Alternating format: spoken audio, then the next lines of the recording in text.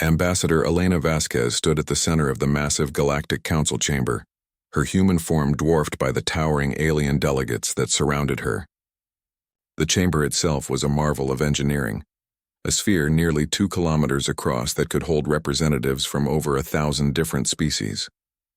Today, however, Elena felt the weight of every single one of those alien eyes upon her. She clutched the datapad in her hands, its surface warm from her nervous grip. The information it contained would either change everything or destroy humanity's place in the galaxy forever. There was no middle ground left. "Honored delegates," Elena began, her voice amplified by the chamber's translation systems into hundreds of different languages and communication methods. "I come before you today not as a supplicant, but as the voice of humanity. We have served this council faithfully for 123 years. We have followed your laws, paid our tributes, and answered every call for aid." A ripple of movement went through the assembled delegates. The Zephyrians, with their crystalline bodies that chimed softly when they moved, seemed particularly agitated. The ancient Vorthak, whose tentacled forms had been part of the council for over 10,000 years, barely stirred from their meditation poses. Elena activated her datapad, and holographic displays filled the air around her. "These are the trade route assignments for the past century. Of the 347 major shipping lanes in council space, humanity has been granted access to exactly 12. 12 routes, all of them through dangerous or unprofitable sectors. The Cathari delegate Sareth was the only one who seemed truly interested in the display. His reptilian features showed concern as he studied the data. The Cathari had always been fair to humanity, perhaps the only species in the council that treated humans as equals rather than newcomers. "These are the technology exchange records," Elena continued, bringing up another set of displays. "In 123 years, humanity has shared over 2,000 innovations with the council. Medical breakthroughs, agricultural techniques, engineering solutions. In return, we have received 43 pieces of outdated technology, most of which we had already developed independently." Now there was real stirring in the chamber. Several delegates began speaking among themselves in their various languages, creating a cacophony of sounds that the translation system struggled to keep up with. "And these," Elena said, her voice growing stronger, "are the territorial disputes. Every single human colony request has been denied or delayed for an average of 37 years.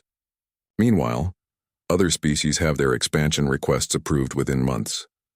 High Counselor Thexfar of the Zephyrians rose from his crystalline throne. His voice came out as a series of musical tones that the translators converted to standard galactic. "The human delegate speaks of statistics and numbers, but she ignores context. Humanity is still young in galactic terms. Your species has barely begun to understand the complexities of interstellar civilization." Elena had heard this argument countless times before. It was always the same. Humanity was too young, too inexperienced, too unpredictable. They needed guidance from their elder species. "They needed to be patient and learn their place." "Young?" Elena asked, her voice carrying across the chamber. "We have been members of this council for over a century. We have fought in 3 galactic conflicts, always on the side of peace and justice. We have saved countless lives and worlds. How much longer must we prove ourselves?" Ancient Counselor Mordeth of the Vorthak finally stirred, his massive tentacles uncoiling slowly. When he spoke, his mental voice touched every mind in the chamber directly. "Young species often display such impatience. Time moves differently when one has existed for millennia. You will learn." It was then that Elena realized nothing she said would matter. These beings had made up their minds about humanity long ago, and no amount of evidence or argument would change that. But she had one more card to play. 3 days ago, Elena said, this council voted to relocate the human colonies on Kepler Prime New Terra and Hope's End. These worlds have been home to millions of humans for over 60 years. They have thriving cities, established ecosystems, and deep cultural significance to our people. You voted to displace them all to make way for Zephyrian mining operations. The chamber fell silent. This was the issue that had brought them here today. The Zephyrian Syndicate offered significant compensation. High Counselor Thexvar chimed defensively. The mineral rights in those systems are worth more than the human settlements could ever produce. Worth more to whom? Elena asked. To the families who built their lives there? To the children who were born under those skies?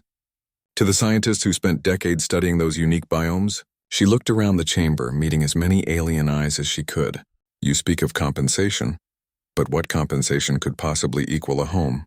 What price would you accept to abandon your own worlds?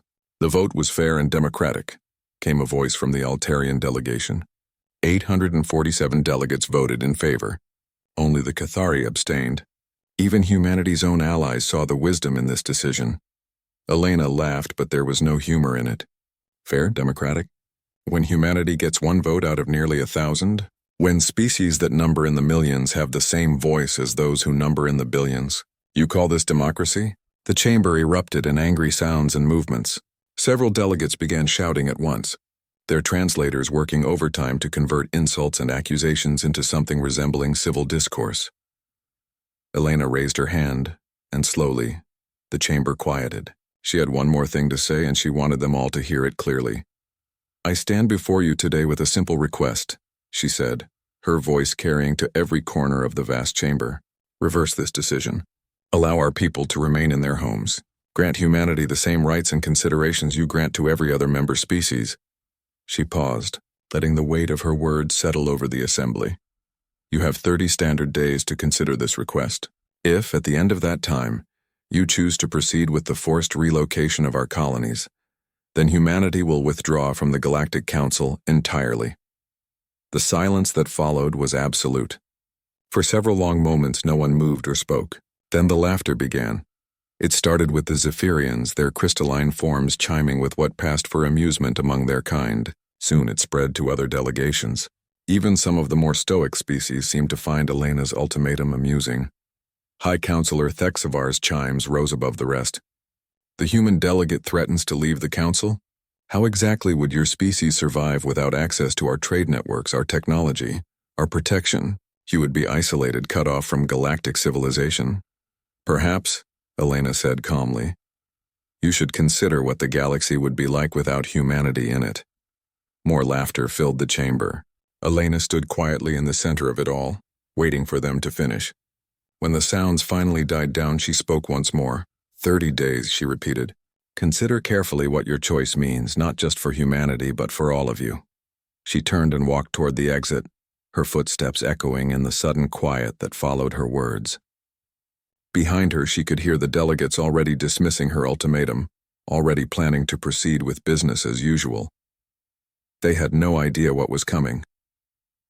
Elena smiled as she reached the chamber doors. Humanity had been preparing for this moment longer than any of them realized. The galaxy was about to learn what happened when you pushed the newcomers too far. In 30 days, everything would change. 29 days had passed since Ambassador Elena Vasquez delivered humanity's ultimatum to the Galactic Council. Throughout those days, the council chambers buzzed with activity, but none of it involved reconsidering the human colonies. Instead, the delegates spent their time discussing trade agreements, territorial expansions, and resource allocations as if nothing had happened. High Counselor Thexvar had even made jokes about the human tantrum during several sessions. The Zephyrian Mining Consortium had already begun preparing equipment to move to the disputed worlds. Everything was proceeding exactly as planned. On the morning of the 30th day, Counselor Sareth of the Cathari received an encrypted message that made his scaled hands tremble. He immediately requested an emergency session of the council. Fellow delegates, Sareth announced as the chamber filled with curious representatives, I have received intelligence that requires immediate attention. Long-range sensors have detected massive fleet movements in human space. The chamber stirred with mild interest. Fleet movements were common enough, usually involving trade ships or routine military exercises. How massive? Asked Counselor Mordeth, his ancient mind already reaching out to touch the data networks. According to my sources, Sareth replied, his voice tight with concern. Every human vessel in council space is moving toward the border zones. Not just military ships, every ship. Cargo haulers, passenger liners, even private vessels. High Counselor Thexvar's crystalline form chimed with amusement. Perhaps they are attempting to make their threat seem more serious than it actually is. A show of force before they inevitably back down. That was when the first reports began arriving. Captain Zektar of the Altarian Deep Space Patrol was the first to broadcast his confusion. Council Control, this is Deep Patrol 7. I'm watching something impossible out here. The entire human shipping fleet just appeared out of nowhere. and is loading up the Kepler Prime colony. I count over 300 vessels, including ships I've never seen before. The chamber fell silent as the transmission played through the speakers. Council control, came another voice. This one from a Vorthak observer. The humans on New Terra are evacuating. Massive ships are taking everything. People, equipment, even the buildings. They're dismantling entire cities and loading them onto carriers. More reports flooded in. From Hope's End, from the mining stations in the outer spiral, from agricultural worlds that had fed council space for decades. Every human settlement was suddenly alive with activity, as evacuation fleets that seemed to appear from thin air descended upon them. Councillor Sareth activated the main display screen, showing a real-time map of council space. Red dots indicated human vessels, and there were thousands of them. Ships moving in perfect coordination along routes that bypassed all major council monitoring stations. Where did they get so many ships? Whispered a delegate from the crystalline hegemony. Our intelligence reports showed humanity had maybe 200 vessels capable of interstellar transport. Elena Vasquez chose that moment to enter the chamber. She walked calmly to the center, seemingly unaware of the chaos her people had unleashed. The chamber's translation systems picked up her first words clearly. Honored delegates, I have come to inform you that humanity's 30-day grace period has expired. As promised, we are withdrawing from the Galactic Council effective immediately.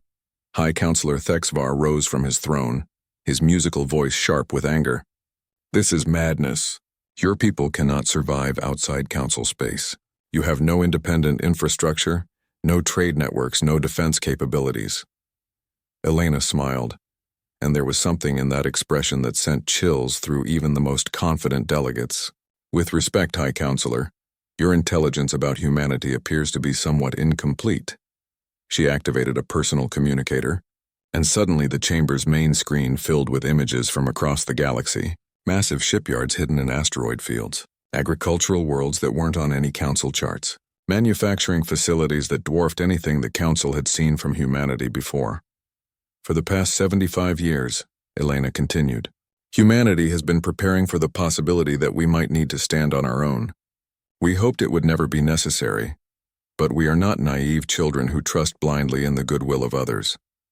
The images showed fleets of ships that rivaled the combined navies of several council species, cargo vessels longer than some space stations, agricultural ships that looked more like floating cities than farming platforms. Counselor Mordeth's tentacles writhed with agitation. This is impossible. Our monitoring systems would have detected such construction. Would they? Elena asked. Your monitoring systems that humanity helped design? Your security protocols that human engineers helped implement? Your intelligence networks that human agents helped establish? She shook her head sadly. You trusted us to help build your systems because we were too young and naive to be a threat. Perhaps you should have considered that young and naive species can also be very good at learning. The reports from across the galaxy continued to pour in. Human medical centers were closing, taking with them the doctors and researchers who had made breakthrough treatments available to dozens of species. Agricultural worlds that supplied food to half the council were being systematically stripped and abandoned. Mining operations that extracted rare materials needed for galactic infrastructure were shutting down. This is economic terrorism, shouted a delegate from the Industrial Assembly. These humans are trying to hold the entire galaxy hostage. Elena's expression hardened. No, delegate, we are simply leaving. You made it clear that humanity was not welcome as an equal partner in this council. We respected your decision and chose to find our own path. High Counselor Thexvar's chimes grew increasingly discordant. You cannot simply leave. There are contracts, agreements, obligations, all of which were negotiated under terms that heavily favored the council, Elena replied. Contracts that gave humanity minimal compensation while providing maximum benefit to council species. Agreements that required human compliance but offered no guarantees of fair treatment in return. She gestured to the displays around the chamber. We have fulfilled every legal obligation we agreed to. What happens now is entirely up to you. The chamber erupted in angry voices as delegates realized the scope of what was happening. The humans weren't just leaving. They were taking with them the foundation of services that kept council space running smoothly. Your people will die out there alone, called someone from the back of the chamber. Elena turned toward the voice, her smile returning. Will we? Or will we thrive without the limitations you placed upon us? She looked around the chamber one final time. I suppose we'll all find out together. She walked toward the exit, then paused and turned back. Oh, and delegates? You might want to check your perimeter sensors. The evacuation fleets aren't heading back toward human space. They're going in directions your maps don't cover. With that, she left the chamber, leaving behind a council that was finally beginning to understand the magnitude of their miscalculation. Outside the council station, the last human transport ships were already moving away, carrying with them not just people and equipment, but the accumulated knowledge and infrastructure that had quietly become essential to galactic civilization. The galaxy watched in growing terror as humanity abandoned the council, not because they were weak, but because they had never needed the council as much as the council had needed them, and now it was too late to call them back. 3 months had passed since the last human ship disappeared beyond the edges of council space. What began as smug satisfaction among the council delegates had gradually transformed into something approaching panic. Councillor Sareth of the Cathari stood before a half-empty council chamber, reading from a datapad that seemed to grow heavier with each passing day. The attendance at council sessions had dropped dramatically as more species dealt with crises on their homeworlds. The situation reports continue to worsen, Sareth announced to the assembled delegates. The Vegan Trade Consortium has declared bankruptcy. Without human logistics companies managing their shipping routes, they lost 70% efficiency in cargo transport. 43 worlds in the outer spiral are reporting food shortages. High Councillor Thexvar's crystalline form had lost much of its brilliant shine over the past months. His musical voice sounded flat and discordant. Surely other species can fill these roles. We managed perfectly well before the humans arrived. Did we? Asked Councillor Mordeth, his ancient tentacles moving sluggishly. My archives suggest that before human agricultural innovations, the Zitari Prime system could barely feed half its current population. The crystalline hegemony's industrial output was 60% lower before human. Engineering consultants redesigned their manufacturing processes. Sareth continued reading from his increasingly grim reports. The Altarian Deep Space Patrol has lost contact with 14 outposts along the Rim territories. The Bendari Medical Consortium is requesting emergency aid. Their hospitals are overwhelmed, with patients suffering from diseases that human researchers had helped them treat. But it was the military reports that caused the greatest concern. 3 days ago, Sareth said, his voice dropping to barely above a whisper, long-range sensors detected Devourer scout ships in the Epsilon sector. The chamber fell completely silent. The Devourers were an ancient nightmare that had plagued the galaxy for millennia. Ruthless, efficient, and utterly hostile to all other forms of life, they had been contained for over 500 years, through a combination of military pressure and strategic outposts that monitored their movements. That's impossible, said a delegate from the mining guild. The Epsilon sector is protected by the early warning network. Nothing gets through there without detection. The early warning network that was maintained by human technical crews, Sareth replied grimly. The outposts that were staffed by human monitoring specialists. The defense platforms that were supplied by human cargo runs every 6 months. Councillor Mordeth's mental voice carried a weight of dread that touched every mind in the chamber. How many outposts have gone dark? 17 confirmed, 11 more showing irregular signals. The entire northeastern defense grid is compromised. High Councillor Thexvar tried to maintain his authority, but his voice wavered. We can send council fleets to replace the human positions. The combined navies of the member species are more than capable of handling border security. Are they? Sareth asked, activating the main display. A tactical map of council space appeared, showing fleet positions and defensive capabilities. The Zephyrian military is currently dealing with civil unrest on 8 worlds where food shortages have led to riots. The Vorthak Deep Fleet is stretched across 40 systems trying to maintain communication networks that human technicians used to manage. The Altarian Navy has lost 30% of its operational capacity due to maintenance issues. Maintenance that was performed by human engineering teams. More red indicators appeared on the map as Sareth updated the display with real-time information. Yesterday, the Bendari Federation formally requested military assistance. Pirate raids in their territory have increased by 400% since the human security firms withdrew their operations. The pirates know the humans aren't there to respond anymore. The chamber erupted in worried conversations as delegates realized the scope of their predicament. Species that had barely acknowledged each other for centuries were suddenly forced to work together to fill gaps they didn't even know existed. "We need to bring them back," said a representative from the Agricultural Alliance. "Whatever it takes, we need to negotiate humanity's return to the Council." "On what terms?"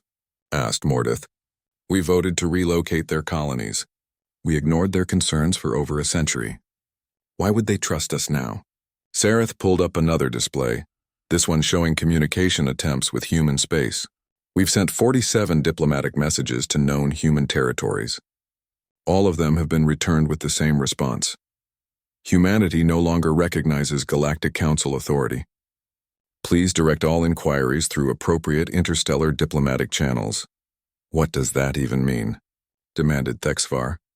"It means," said a new voice from the chamber entrance, "that you're not dealing with a council member anymore. You're dealing with a foreign power." Every head turned to see who had spoken. A figure in simple gray clothing walked calmly toward the center of the chamber. It was a human, but not one any of the delegates recognized. "I am Captain Sarah Chen of the Independent Human Federation," the newcomer announced. "I've been sent to deliver a message from our leadership." High Counselor Thexvar's form brightened with what might have been hope. "Have you come to discuss humanity's return to the Council?" Captain Chen's expression didn't change. "No. I've come to inform you that the Federation has detected Devourer fleet movements near several of your border systems. As a gesture of goodwill between our peoples, we wanted to warn you of the impending threat." The chamber stirred uneasily. If the humans were calling it an impending threat, the situation was worse than they thought. "How many ships?" Sareth asked. "Current intelligence suggests a full invasion fleet. Approximately 8,000 vessels across multiple attack groups. They're moving toward the gaps in your defense grid."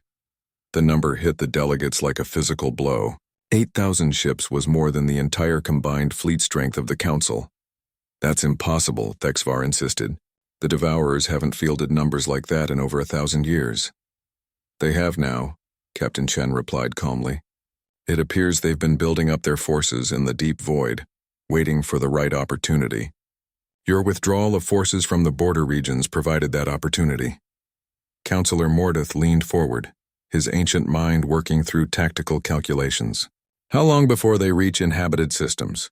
6 weeks, possibly less if they accelerate their advance." The chamber fell silent as the delegates absorbed this information. 6 weeks to prepare for an invasion that could destroy everything they had built. "What does humanity want?" asked Sareth quietly. Captain Chen tilted her head slightly as if considering the question. "Want nothing. We're doing quite well on our own, but we felt you deserved to know what's coming." She turned to leave, then paused. "Oh, and delegates? You might want to check the Outer Rim territories. Some of your member species have been sending diplomatic inquiries to Federation space. Apparently they're interested in discussing mutual defense agreements." With that, she walked out of the chamber, leaving behind a council that was finally beginning to understand the true cost of their arrogance. The galaxy had indeed watched in terror as humans abandoned the Council. But now the terror was just beginning. 6 months after humanity's departure from the Galactic Council, Elena Vasquez stood on the observation deck of Prometheus Station, watching the construction of humanity's newest achievement. The massive space habitat rotated slowly against the backdrop of stars that no Council species had ever mapped. Its agricultural sections already green with growing crops. "The yield reports are better than expected," said Dr. Michael Harrison, approaching with a data pad in hand. "The new terraforming techniques are producing results 50% faster than the old Council-approved methods." Elena nodded, but her attention was focused on the fleet of ships moving through the system. Each vessel bore the insignia of the Independent Human Federation, but many of them had crews that weren't entirely human. "How many refugee applications did we receive this week?" she asked. 2,416, Michael replied, mostly from the Outer Rim systems. The Cathari sent another formal diplomatic request. They want to discuss joining the Federation outright. Elena wasn't surprised. The Cathari had always been humanity's closest allies in the Council, and they had been the first to reach out after the human exodus. What surprised her was how many other species were following suit. "What about the others?" Michael scrolled through his datapad. "The Bendari Federation has requested mutual defense agreements. The Agricultural Alliance wants to negotiate independent trade contracts. Even some of the smaller Zephyrian colonies are asking about Federation membership. A soft chime indicated an incoming priority message. Elena activated her personal communicator and found herself looking at the face of Admiral Thomas Wright, commander of the Federation's exploration fleet. "Elena," Wright said, his expression serious, "you need to see this." The observation deck's main screen activated, showing a tactical display of nearby space. Elena could see dozens of ships moving in formation, but these weren't Federation vessels. "This is the Altarian refugee fleet," Wright explained. 18 ships carrying nearly 50,000 civilians. They're requesting permission to enter Federation space. "Refugees from what?" Elena asked, though she suspected she already knew the answer. "The Devourers hit the Altarian border systems 3 days ago. The Council fleet tried to hold them off, but..."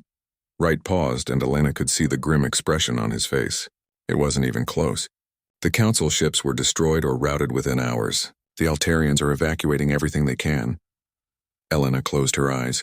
She had hoped the Council would find a way to deal with the Devourer threat, but their intelligence reports had suggested otherwise.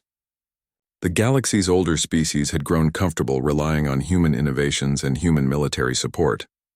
Without that foundation, they were learning just how vulnerable they really were. "Grant them safe passage," Elena ordered. "Assign them temporary housing in the outer ring stations. We'll sort out the details later." "There's more," Wright continued. "Long-range reconnaissance has detected Devourer fleets moving toward the core systems. They're not just hitting the border anymore. This is a full-scale invasion." The screen changed to show a wider tactical map. Red indicators marked Devourer fleet positions throughout what had once been secure Council space. The pattern was clear and terrifying. The ancient enemy was moving systematically toward the most populated and valuable systems in the galaxy. "What about the Council's response?" Elena asked. Dr. Harrison pulled up another display. "According to our intelligence sources, High Counselor Thexvar has declared martial law across Zephyrian space. The Vorthak have withdrawn their fleets to defend only their core worlds. The remaining Council species are essentially fighting individual battles with no coordination." Elena had seen this coming. The Council had been built on the assumption that the older, more established species would naturally lead and the younger species would follow. But leadership required more than age and arrogance. It required the ability to adapt, to innovate, and to inspire others to work together. "Admiral Wright," Elena said, "what's the status of our defensive capabilities?" "All Federation systems are secured," Wright replied promptly. "Our new shield technology is holding up well, and the Devourer scouts that have probed our borders haven't been able to penetrate our sensor networks. The integration protocols with our new Cathari and Bendari allies are proceeding smoothly. That was one of humanity's greatest advantages. While the Council species struggled to work together, the Federation had been built from the ground up as a collaborative effort. Humans provided the organizational framework and innovative thinking, while their alien partners contributed their own unique strengths and perspectives. "Ma'am," came a voice from the communication station, "we're receiving a priority transmission from Council space. It's marked with the highest diplomatic codes." Elena looked at Michael, who shrugged. "Might as well see what they want." The main screen activated, showing the familiar interior of the Galactic Council chamber. But the chamber was nearly empty now, with only a few dozen delegates present. High Counselor Thexvar looked haggard, his crystalline form dim and cracked in several places. "Federation Secretary General Vasquez," Thexvar began, his musical voice strained and discordant. "I am transmitting on behalf of the remaining Council members. We need to discuss terms." Elena kept her expression neutral. "Terms for what, High Counselor?" "For humanity's return to the Council. We are prepared to offer full membership restoration, expanded voting rights, and territorial concessions. We acknowledge that mistakes were made in our previous relationship." Behind Thexvar, Elena could see Counselor Sareth of the Cathari. The reptilian diplomat gave her a subtle shake of his head, a warning that the Cathari had already made their decision and wouldn't be returning to the Council regardless of what humanity chose. "I appreciate the offer," Elena replied diplomatically, "but I'm afraid the independent Human Federation is no longer interested in Council membership." Thexvar's form flickered with what might have been desperation. "You don't understand. The Devourers are destroying everything. Entire systems are going dark. We need your technology, your fleets, your organizational capabilities. And what do you offer in return? Elena asked. Full partnership. Equal representation. Access to all council resources and territories. Elena almost smiled. Even now, facing complete destruction, the council still thought in terms of what they could offer humanity, rather than what humanity might want from them. Hi, Counselor, Elena said gently. The Human Federation isn't interested in salvaging the council. We've moved beyond that. We have new allies, new territories, and new goals. We're building something better. She gestured toward the observation windows where ships from a dozen different species moved in perfect coordination. You speak of partnership, but partnership requires trust. It requires mutual respect, and it requires recognizing that different doesn't mean inferior. Thexvar's voice grew increasingly desperate. Then what do you want from us? What would it take for humanity to help defend council space? Elena considered the question carefully. The truth was, the Federation didn't need council space. Humanity's exploration fleets had found new worlds, new resources, and new allies beyond the council's borders. They had built something that was stronger, more flexible, and more innovative than the old system.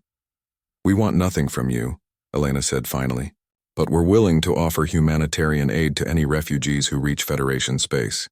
We're willing to share defensive technology with species who want to build something new, rather than restore something broken. She paused, letting her words sink in. The galaxy is changing, High Counselor. You can change with it, or you can cling to the past until it destroys you. The choice is yours. The transmission ended, leaving Elena looking out at the busy traffic of Federation space. Ships arriving with refugees, cargo vessels carrying supplies to new colonies, and exploration fleets heading out to map unknown regions of the galaxy. Dr. Harrison joined her at the window. Do you think they'll learn? Elena watched a Cathari science vessel dock with a human research station. Their crews already working together on projects that would have been impossible under council regulations. Some of them will, she said. The smart ones anyway. The ones who understand that survival isn't about maintaining power, it's about adapting to change. Outside, the galaxy continued its transformation. The old order was crumbling, but something new and better was rising to take its place. And humanity, far from being the young and naive species the council had dismissed, was leading the way forward. 2 years had passed since humanity abandoned the Galactic Council, and Elena Vasquez barely recognized the galaxy she had once known. Standing in her office aboard the Federation capital ship Unity, she reviewed reports that would have seemed impossible just a few short years ago. The Galactic Council controlled less than 30% of its former territory. The Devourer invasion had shattered their military capabilities, while internal conflicts had torn apart the political structure that had dominated galactic civilization for millennia. Species that had once cooperated under council authority now fought bitter wars over the remaining resources. Meanwhile, the independent Human Federation had grown beyond anyone's wildest dreams. The latest census results are in, announced Commander Lisa Park, Elena's chief of staff, as she entered with a tablet full of data. We now have formal membership from 47 species and mutual defense agreements with another 63. Our territory spans nearly 800 star systems.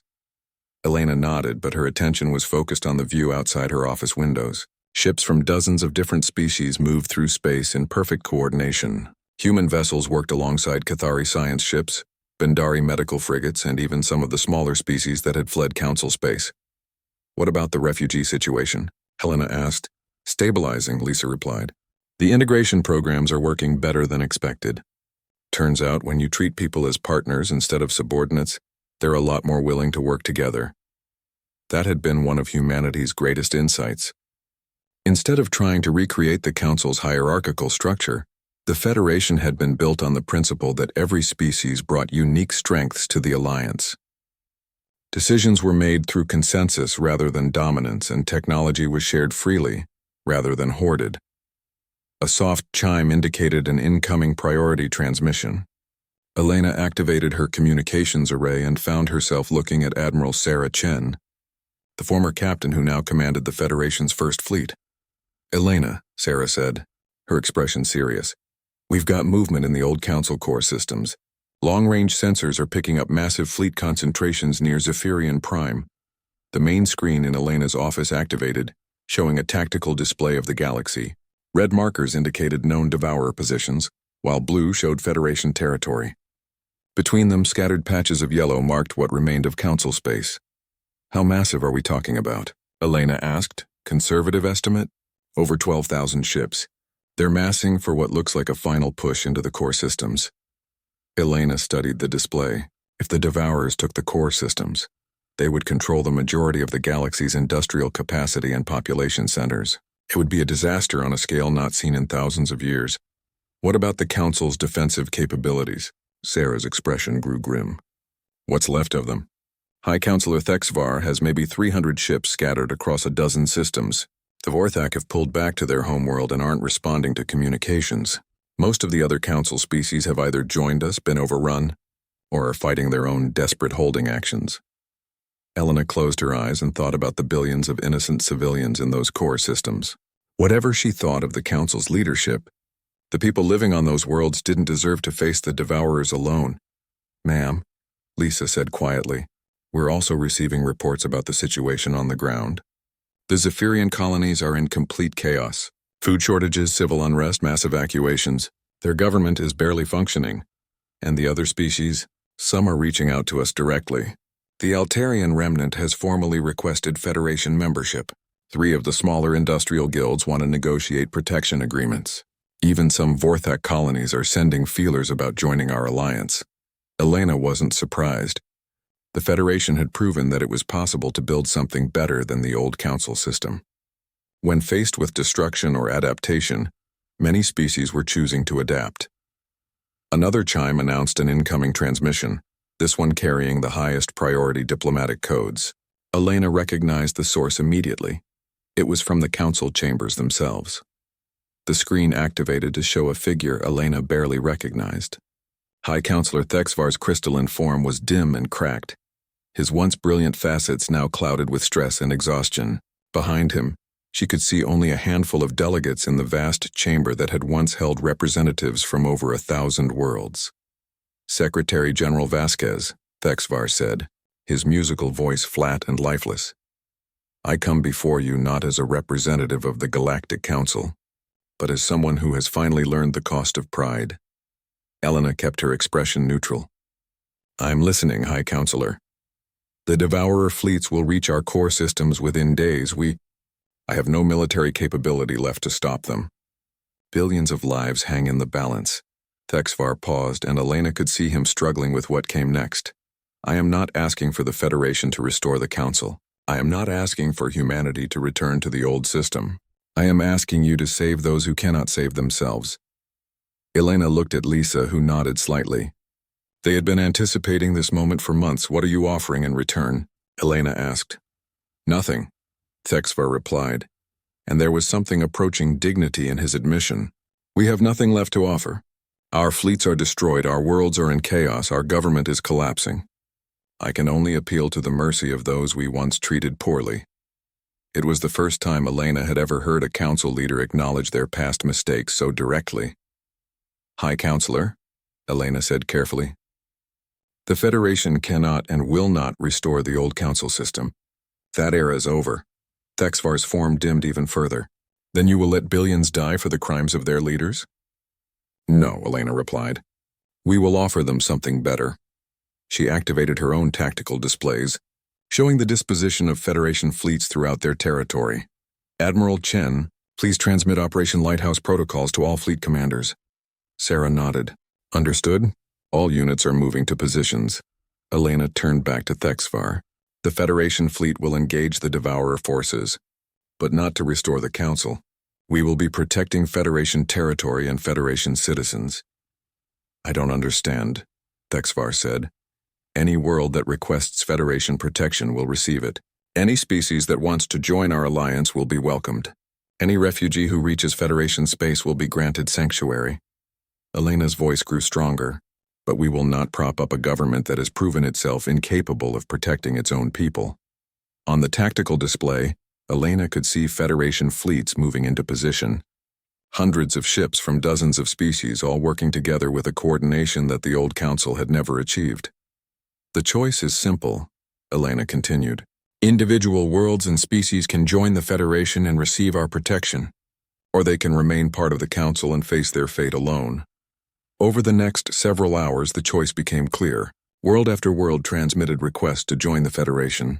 Species that had been members of the council for thousands of years formally renounced their allegiance and requested Federation membership. By the time the Federation fleet engaged the Devourer invasion force, they were defending nearly twice as many worlds as they had started with. The battle was fierce, but the Federation's superior coordination and innovative tactics proved decisive. The Devourer fleets were not just defeated, they were utterly routed. In the aftermath, Elena stood once again on the observation deck of Prometheus Station. But now the view was different. Instead of empty space and a few human ships, she could see vessels from over 100 different species. The Federation had become the dominant power in the galaxy, not through conquest or coercion, but through offering something better than what had come before. Commander Park joined her at the window. The integration reports are remarkable. Former Council species are adapting to Federation protocols faster than anyone expected. Elena nodded. When you give people hope instead of just orders, they tend to respond better. What about High Counselor Thexvar? Elena glanced at a datapad showing the latest diplomatic reports. He's formally dissolved the Galactic Council and requested personal asylum in Federation space. Apparently he wants to write a historical account of what went wrong. Lisa raised an eyebrow. Are we granting the request? Of course. Everyone deserves a second chance to do better. Outside the window, a massive construction project was taking shape. It would be the new Federation capital. Not a sterile chamber designed to intimidate, but a living city where representatives from hundreds of worlds could work together as equals. Elena smiled as she watched ships from species that had once barely tolerated each other working side by side on the construction. The galaxy had indeed watched in terror as humans abandoned the council, but what came after the terror was hope. And hope, Elena had learned, was far more powerful than fear could ever be. The old galaxy was gone, but the new one was going to be magnificent.